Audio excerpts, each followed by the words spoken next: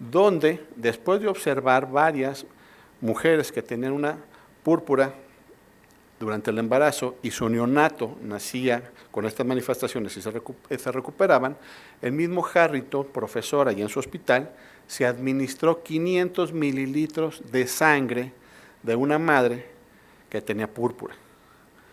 En este experimento él comprobó, a las pocas horas tuvo un descenso de plaquetas que se mantuvo por 3-4 días. De hecho, la descripción en su artículo menciona que tuvo fiebre, escalofríos, diaforesis y pérdida del estado de conciencia. No se pudo corroborar hemorragia, pero sí tuvo estas manifestaciones. Y de ahí, posteriormente, se lo aplicó a sus estudiantes. Si querían pasar el curso, tenían que dejarse aplicar 500 mililitros de sangre, y así se aplicó a 10 más, y vienen las curvas del experimento Hollingworth, de Harrington-Hollingworth, que vamos a ver ahorita más adelante. Y ahí se cambió el concepto de idiopática por inmune, porque ya estábamos viendo que había la presencia de una sustancia, un anticuerpo, en la sangre de estos pacientes que podía ser transferida y ocasionar la trombocitopenia. Entonces ya ahí cambió la I. Posteriormente, entre los 60 y 80, la detección de anticuerpos contra glicoproteínas plaquetarias.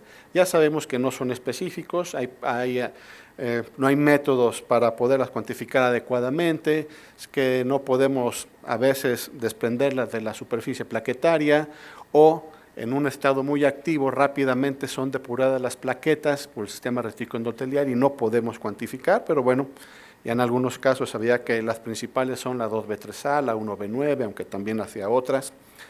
Para 1996 ya mencionaron el papel de los linfocitos T, sobre todo de los cooperadores y de las reguladoras en la disfunción inmunológica, que vamos a ver más adelante, y desde principios de este siglo, la supresión de la megacaricitopoiesis por anticuerpos antiplaquetarios y también esta respuesta inflamatoria de la PTI.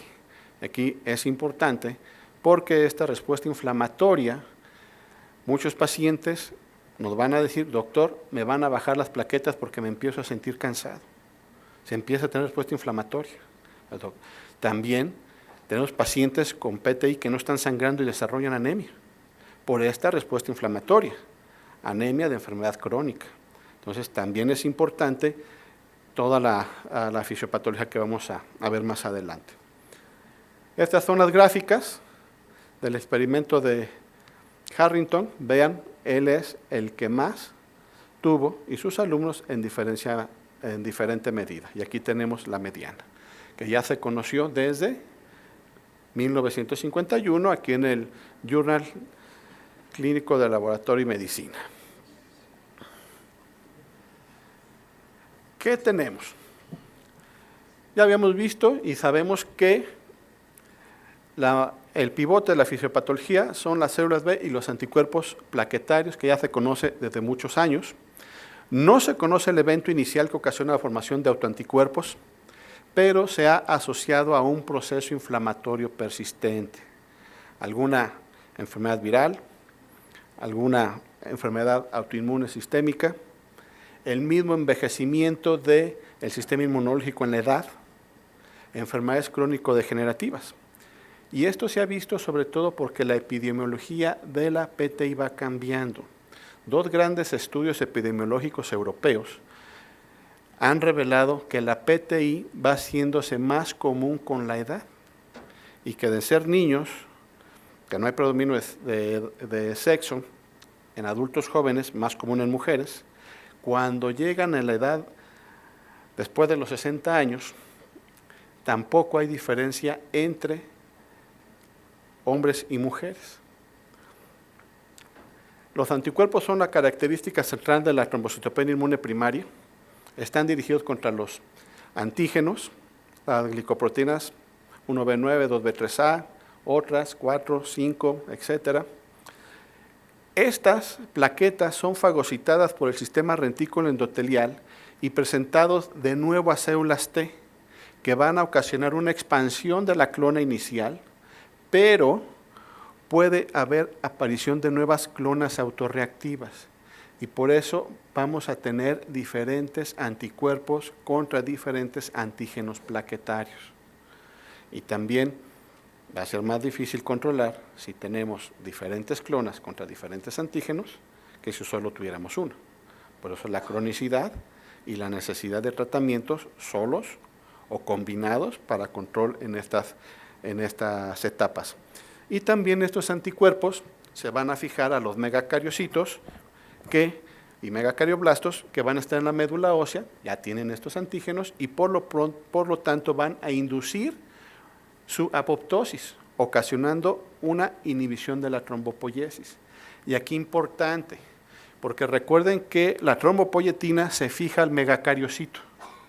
Y si ese megacariocito que está fijando trombopoietina, se le fijan los anticuerpos contra las glicoproteínas, entra en apoptosis, pues va a estar al momento de morirse ese megacariocito secuestrando esa trombopoietina y por eso también no hay una respuesta adecuada de trombopoietina de niveles séricos, como vamos a ver más adelante. Ya habían presentado esta imagen que a mí en lo personal me gusta mucho, es de los finales de los 90 de New England, y ya aquí mencionan cómo están los anticuerpos contra la glicoproteína 2B3A, se fijan, son fagocitados por el sistema retículo endotelial, tenemos los receptores Fc gamma activadores con gran afinidad fagocítica por este complejo, los procesan, los presentan a la clona inicial y producen expansión. Pero durante este proceso puede identificar otros antígenos plaquetarios como extraños y presentar o hacer una nueva clona de linfocitos T, presentarlos a otros linfocitos T que se van a volver clonales también y producir nuevos anticuerpos contra diferentes antígenos. Por eso también existen clonalidad de estas células que vamos a ver que podemos disminuirla con los tratamientos y por lo tanto también recuperar o disminuir este estado inflamatorio. Algo que ha sido muy importante en los últimos años y que voy a poner a discusión más adelante en el tratamiento es que tenemos las fases de la PTI, la fase aguda, la persistente y la crónica. Recordar que la respuesta inmunológica empieza por anticuerpos IgM, no empieza por anticuerpos IgG. Ya los IgG los vamos a ver en la etapa persistente crónica.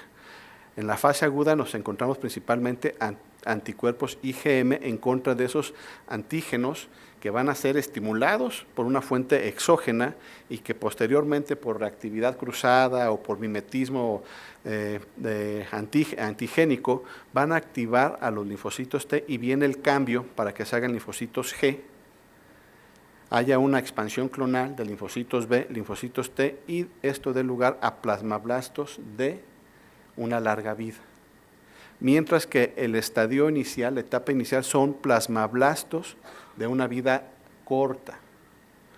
Por eso, en la actualidad, incluso hay artículos que mencionan una posible cura de la PTI en etapas iniciales cuando utilizamos tratamientos combinados.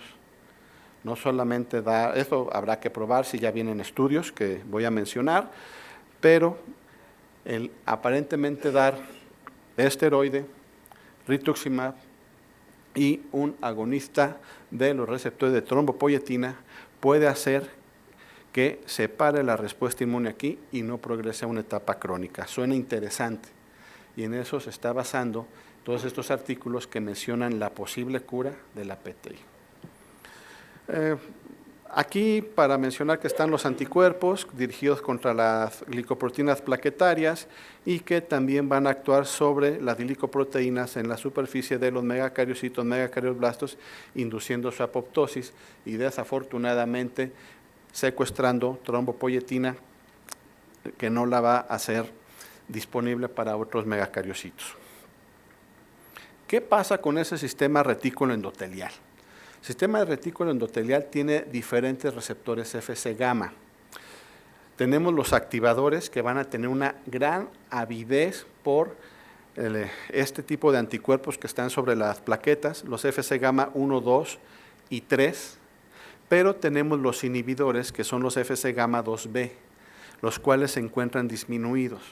Por lo tanto, al estar disminuidos, se pierde esa regulación y aumentan los activadores, por lo que va a haber una gran actividad de ese retículo endotelial, donde estos macrófagos o células dendríticas también en algunos casos van a presentar nuevamente esos antígenos plaquetarios a los linfocitos T para expansión de clonas o aparición de nuevas clonas.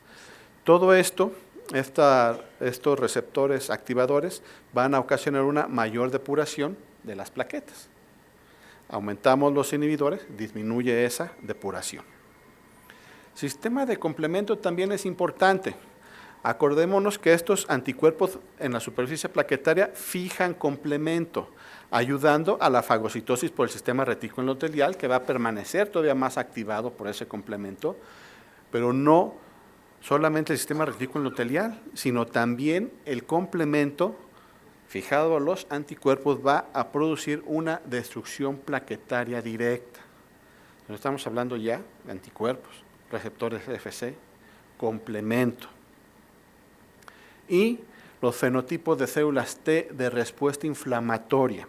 Sabemos que tenemos dos tipos de respuesta, la respuesta tipo 1 y la respuesta tipo 2. La respuesta tipo 1, mediada principalmente por citocinas, interferón gamma, interleucina 2, factor de necrosis tumoral alfa y factor de necrosis tumoral beta 1. Esta respuesta tipo 1 la observamos principalmente en patógenos intracelulares, es proinflamatoria, respuestas celulares y fijan complemento. Mientras que la respuesta tipo 2, que está principalmente mediada por interleucina 4, 5, 6, 10 e interleucina 13,